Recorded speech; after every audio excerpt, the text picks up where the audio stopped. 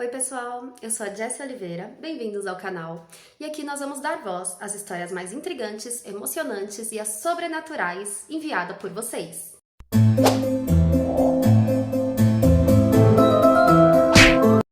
No vídeo anterior, eu falei que os nomes seriam trocados para respeitar a identidade da pessoa que estava mandando a história. Só que nesse vídeo eu vou falar o nome real da seguidora porque ela pediu para ser identificada. Então hoje nós vamos ver a história da Rubi, né? E ela já deu até um título aqui. Histórias sobrenaturais, o silêncio ensurdecedor. Então já começamos ali numa coisa bem, né? Aí isso fica como opção para vocês também, tá? Vocês podem estar me dizendo se querem ser identificados durante o vídeo ou não, se querem que eu invente um outro nome para respeitar a identidade de vocês. E se vocês querem criar o título da história também, ou se preferem que eu leia a história e crie o título. Então fica bem livre para vocês. Bom, então vamos lá para a história. Quem escreveu a história foi a Rubi, tá? E ela escreve assim: desde que eu me entendo por gente, o sonambulismo fez parte da minha vida, como uma presença constante e desconcertante. Sempre havia pessoas no meu quarto, ou pelo menos era isso que eu via. Na maioria das vezes eram crianças pequenas, figuras que apareciam perdidas, assustadas, ou simplesmente brincando, como se eu fosse a única a notar a sua existência. E eu interagia com elas. Era sempre algo tão normal para mim que na infância eu presumi que todo mundo via algo parecido. Pensava que era comum acordar no meio da noite, abrir portas, procurar chaves ou coisas que nem lembrava que estava lá depois. Eu tô gravando? Às vezes eu despertava no meio do transe, confusa e sem entender onde eu estava. Outras vezes eu só percebia na manhã seguinte que algo estranho havia acontecido. Tudo parecia fluir em ciclos. Se o dia tivesse sido particularmente estressante, o sonambulismo se tornava mais intenso, quase incontrolável. Eu caminhava pela casa, interagia com figuras que via, e muitas vezes eu só percebia que estava sonhando quando eu já tinha passado dos 15 anos.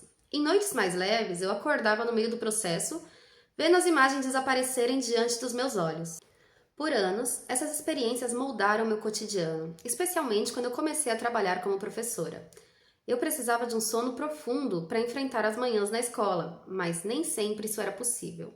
Uma vez, lembro de ter tido uma noite especialmente vívida. Era sempre a mesma cena: crianças.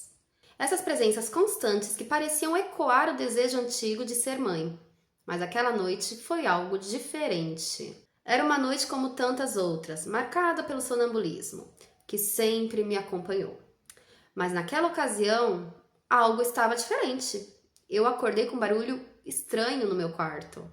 Dessa vez, não eram crianças como de costume, mas 4 homens. Eles estavam conversando em voz alta, como se não se importassem o fato daquele ser o meu espaço pessoal, meu refúgio. Ao abrir os olhos, os vi claramente. Eles estavam ali, no meio do quarto, ocupando um lugar que não era deles. Eu estava dormindo de camisola, senti a necessidade súbita de me levantar e me arrumar. Mas antes disso, uma onda de irritação tomou conta de mim. Eles estavam sendo tão desrespeitosos, tão negligentes, que eu decidi enfrentá-los. Com licença, eu disse, minha voz carregada de indignação. Será que dá para vocês calarem a boca, falarem mais baixo ou irem para outro lugar? Eu preciso dormir, eu trabalho nessa casa. Naquele momento, eu sentia que tinha um ponto a provar, que ao menos eu fazia algo útil enquanto eles, na minha mente, apenas invadiram meu espaço. O que aconteceu a seguir foi diferente de tudo que eu já tinha experimentado. Eles pararam de conversar, me olharam, mas não disseram nada. Por alguns segundos, aquele silêncio foi ensurdecedor. Então riram. Uma risada baixa, debochada, que parecia ecoar em cada canto do quarto. Minha pele gelou instantaneamente. Senti os pelos do corpo se arrepiarem, subindo até a nuca. Pela primeira vez, eu senti medo de verdade. Eles não se comportavam como figuras nos sonhos, não eram crianças que eu via e reconhecia como parte da minha consciência. Eles pareciam reais, com vontades próprias. Eles estavam entre mim e o interruptor da luz. A ideia de atravessar o quarto para acendê-la me paralisou. Pior, eu tinha certeza que mesmo se eu acendesse, eles não iriam desaparecer. e isso só tornaria tudo mais assustador. Eu me virei para o outro lado da cama, tentando ignorá-los, mas me lembrei das histórias que dizem para nunca dar as costas.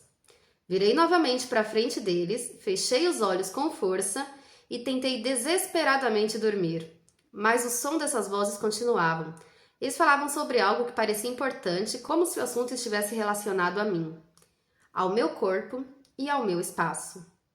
Eu não sabia o que era, mas sabia que aquela sensação, a de não ter controle, era algo que eu jamais esqueceria. Eita, gente, eu arrepiei toda lendo essa história. Opiniões, o que vocês acham que pode ter sido? Ela teve uma paralisia do sono, ela teve um sonho que foi muito vívido, realmente tinha gente ali no quarto dela. Qual é a opinião de vocês em relação a esse relato da Ruby?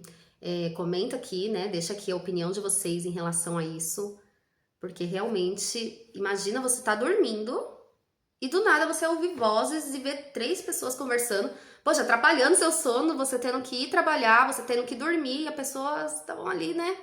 E aí você não sabia se era real, se não era, aquele medo, aquele... Deve ter sido horrível.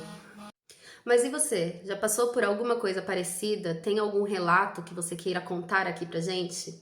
Vou deixar aqui na descrição do vídeo o e-mail, da qual você pode estar entrando em contato, mandando a sua história, e deixa lá no corpo da mensagem se você quer ser identificado ou se quer que eu utilize um outro nome.